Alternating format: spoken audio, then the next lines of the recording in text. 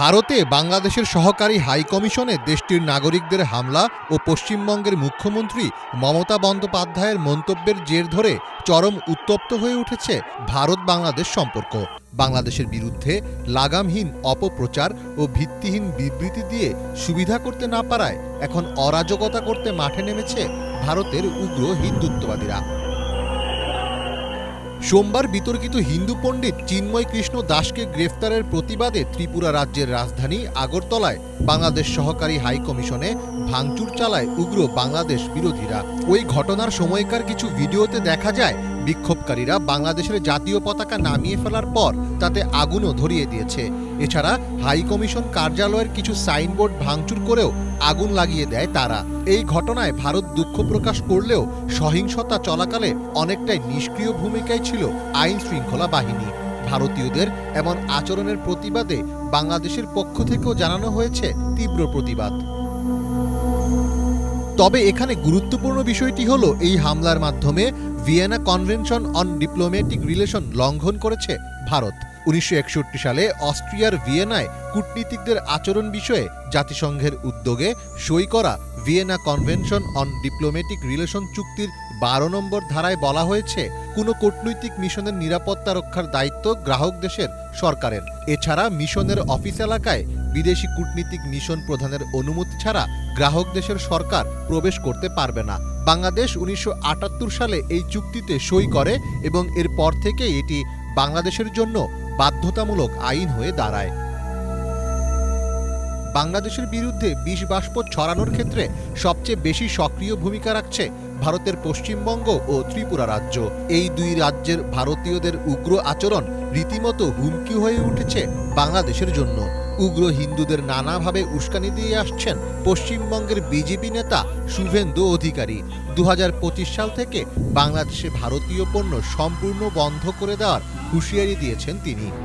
আমরা 25 সালে লাগাতার বন্ধ করে ওদের আলু পেঁয়াজ কি করে খায় আমরা সেটা দেখিয়ে দেব।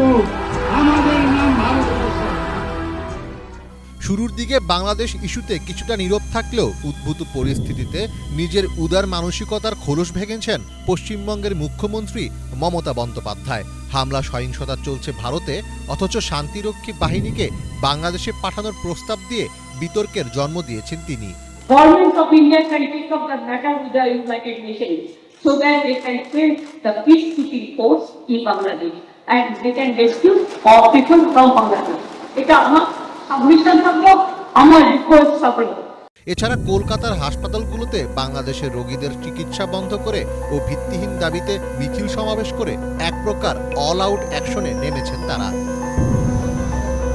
অন্যদিকে উস্কানিমূলক কর্মকাণ্ডের মাধ্যমে বাংলাদেশের বিরোধিতার চরম পর্যায়ে পৌঁছে গেছে ত্রিপুরা রাজ্যের উগ্রপন্থীরা। সোমবার আগরতলায় নাশকতা চালানোর আগের দিন ত্রিপুরা লাগোয়া বাংলাদেশের ফেনী সীমান্তের নো ম্যানস ল্যান্ডে ঢুকে বাংলাদেশ বিরোধী স্লোগান ও বিক্ষোভ করে উগ্র হিন্দুত্ববাদীরা। তারা ইসকনের পক্ষে এবং বাংলাদেশ সরকারের বিরুদ্ধে নানা স্লোগান দেন।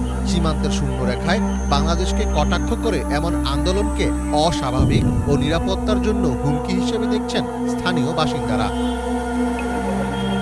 বাংলাদেশি রোগীদের চিকিৎসা সেবা বন্ধ রাখার ঘোষণার পর বাংলাদেশি পর্যটকদের জন্য ত্রিপুরাতে সাময়িকভাবে হোটেল বুকিং বন্ধ করে দেওয়া হয়েছে।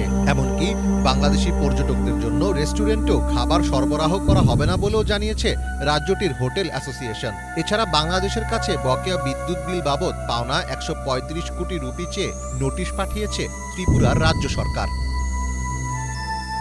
বিশ্লেষকদের মতে পশ্চিমবঙ্গ ও ত্রিপুরা রাজ্যের উগ্রপন্থীদের এমন আক্রমণাত্মক মনোভাব ও ভিত্তিহীন আস্ফালন সাময়িক উত্তেজনা তৈরি করলেও বাংলাদেশের সঙ্গে ভারতের দ্বিপাক্ষিক সম্পর্ক মূলত নির্ভর করে দেশটির কেন্দ্র সরকারের ওপর।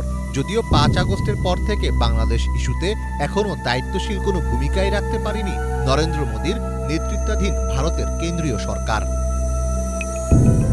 মীর ফজলে রাব্বি, বাংলা ভিশন।